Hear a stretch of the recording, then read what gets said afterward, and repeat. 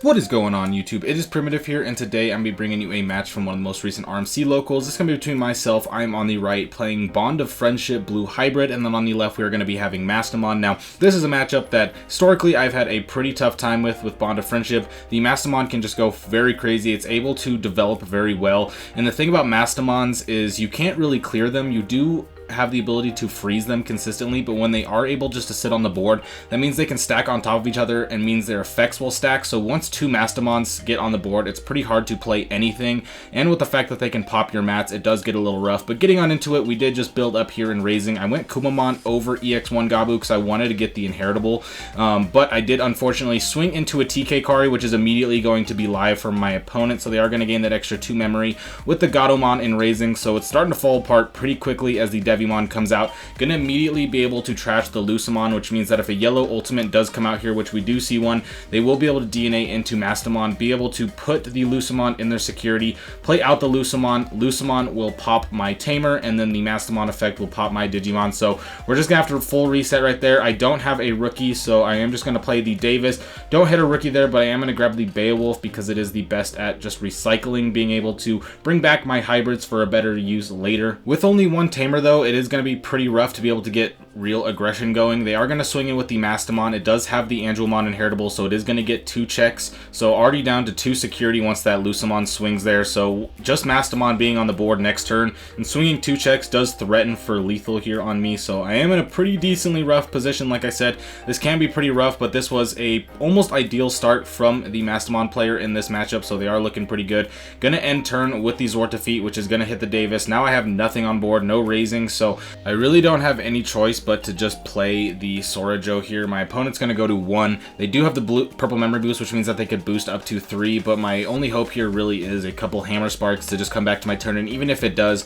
I really don't have a way to win this. They're going to go ahead and swing Howling and then hit the second check. Doesn't matter, gonna win, and just takes that game. So I'm going to go ahead and have my opponent go first here because I want to go second. I want to be able to get that extra draw and that extra memory, especially when my opponent gives me 7.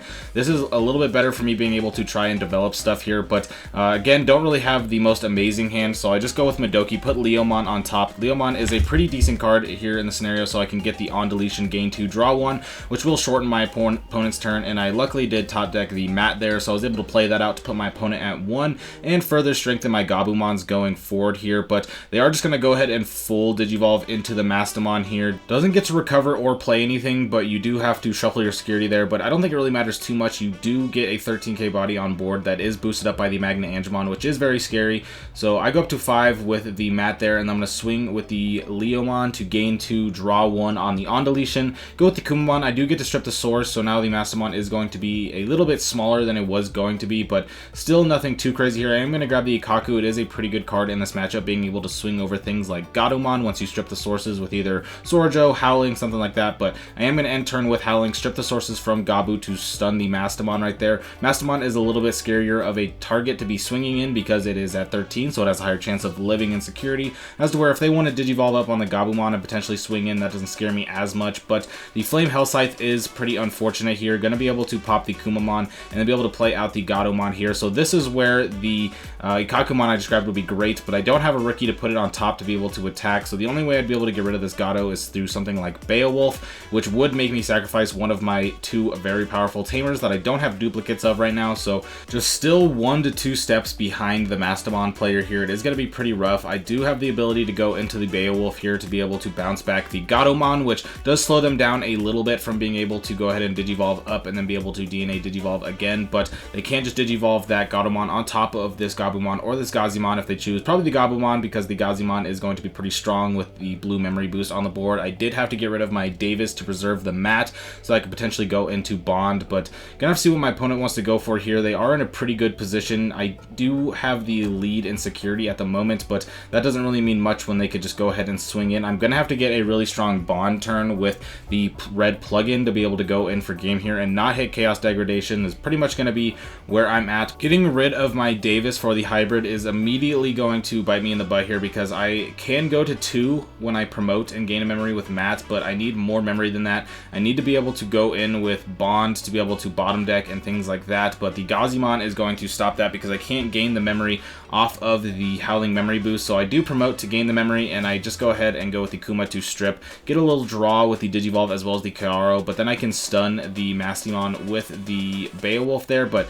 now they get to go into the Lady Devi. One memory is still too much memory to be giving Mastemon because they can just Digivolve here for one. So a yellow ultimate here would just go ahead and play and DNA Digivolve once again. And like I talked about earlier, having two Mastemons on the board because of the on-play effect when you play something is pretty rough. So they are going to go with the Flame Hell Scythe here, going to be able to pop Korikaku, bring back the Magna Anja, going to be able to recover, and then they will be able to DNA Digivolve up. And this is where we hit Crisis Mode because now everything's gone. If they do find a Lucemon to put in there and pop my mat, I really just have nothing. The Howling Memory Boost is still just useless as this Gabumon is on the board, and until I'm able to get enough memory to be able to go into Bond of Friendship, I'm not really going to be able to get rid of it.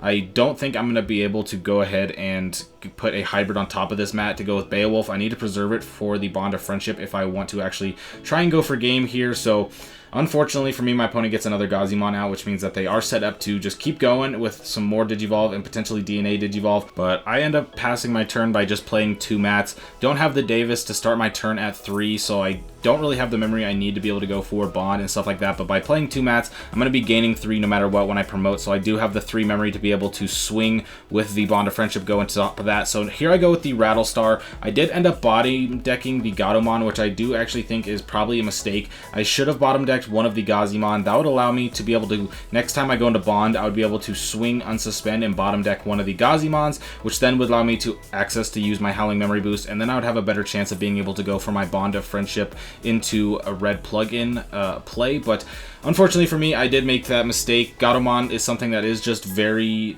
scary and something that is very impactful, so I wanted to get rid of it, but I do believe that was a mistake. I think the Gabumons here are just going to be a little bit more annoying because what I really need is memory to make sure that I can get all my plays off. And on top of that, I only have 2 security left. My opponent has 3 Digimon on the board. I could potentially get rid of this Gabumon, but I'm definitely not getting rid of the 2 Mastemons. And as the Magna Angemon comes out, yes, I'm able to gain a bunch of memory. I'm going to go up to 10 with the mats, which means that I have all the memory that I need to be able to go for my Bond of Friendship plays, but there is just so many bodies on the board. I'm going to have to be guaranteed to win this turn because I am going to have to trash my 2 security when I go into Bond of Friendship. So I'm just doing math right here to see if I really have any chance of being able to go into it. I am missing one piece here. I think I'm missing the Bond, surprisingly, so I do have to kind of cycle here a little bit. By going with the Kumamon, I was able to get the draw from both the Digivolve and the Kyaramon, so it was kind of a 2-for-1. So now we're going to go with the Korikakumon to stun.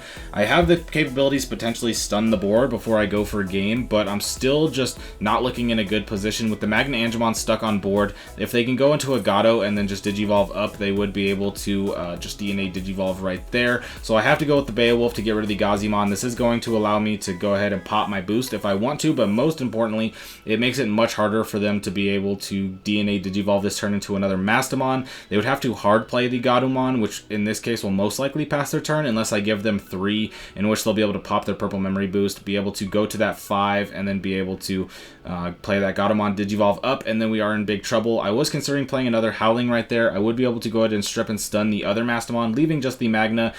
But here's where things get a little weird. I did end up getting the Bond of Friendship off that Beowulf draw, so I am going to go ahead and pop the Memory Boost, go with the Hammer Spark to go to 5, and instead of going with a defensive play with the Howling Memory Boost, I decided to go with a defensive play slash offensive play with the Bond of Friendship. By getting rid of the Mastemon, I will be able to swing over, unsuspend, and then be able to swing, get 2 checks, unsuspend. They are going to hit me with the Flame Hell Scythe right here, which is going to give me -8, or -6, which is going to put me at 8. The Flame Hell Scythe is going to come out, and then since the Magna Angemon was played, it is going to go ahead and pop my Beowulf, so unfortunate for me there.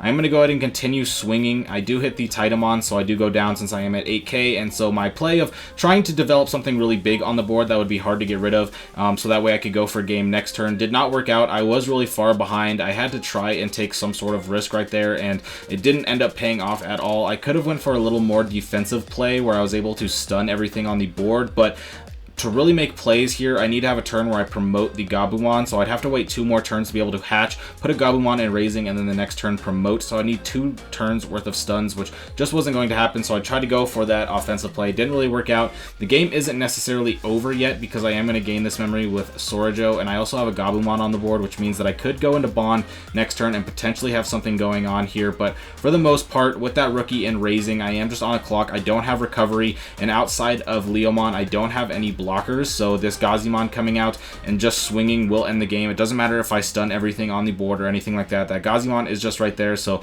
gonna see if there's any way I can win the game this turn. That's my only way to go about it, so I'm gonna go into Korikaku here just to go into my first hybrid to be able to cycle, but unfortunately I don't have it, so I do just scoop it up. That is the only hybrid in my hand, so I wasn't gonna be able to get there, so didn't have the cards to get there. Unfortunately, like I said, this is a pretty hard matchup for the Bond of Friendship. The blue hybrid I feel like has a little bit better matchup because of the ability to play Syakomon, but you do have to run different rookies in the Bond of Friendship version because you do need to run those Gabumons, which does hinder quite a bit in this matchup, but either way, did try to put up a fight there. With that being said, if you enjoyed, be sure to like and subscribe because I'll be bringing you even more BTA content, and I hope to see you next time.